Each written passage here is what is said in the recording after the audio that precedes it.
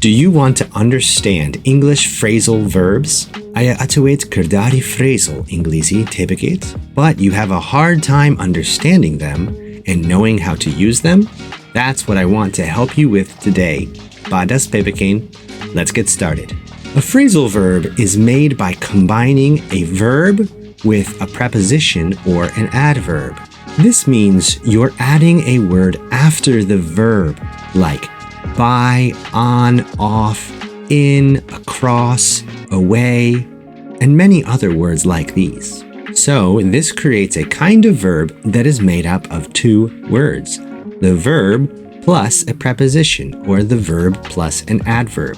The difficult thing about phrasal verbs is that sometimes that little word that you put after the verb can give that verb a very different meaning than what it has when it is alone. For example, to blow, fwykerden, means to push air out of your mouth, like this.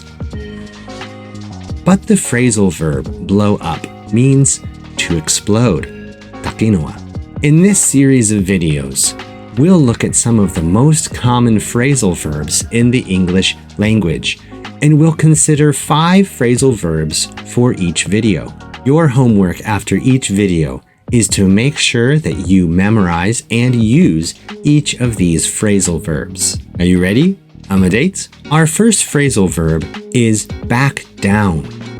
To back down means to stop doing something or to admit that you were wrong because people are against you.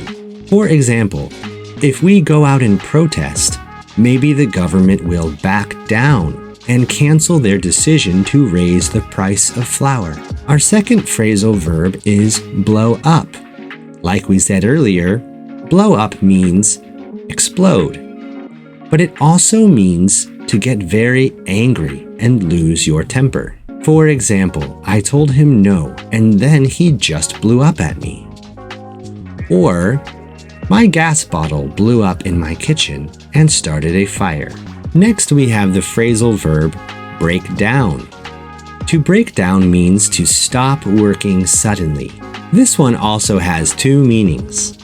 For machinery, to break down means to stop working suddenly.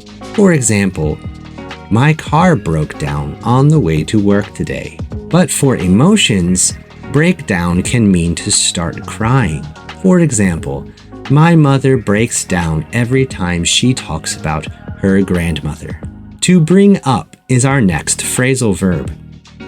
To bring up means to talk about or to mention something in a conversation. For example, please bring up your idea at our next meeting. And our last phrasal verb for today is bump into. To bump into means to unexpectedly see or meet someone. For example, I bumped into Haji Ibrahim today when I was walking in the bazaar.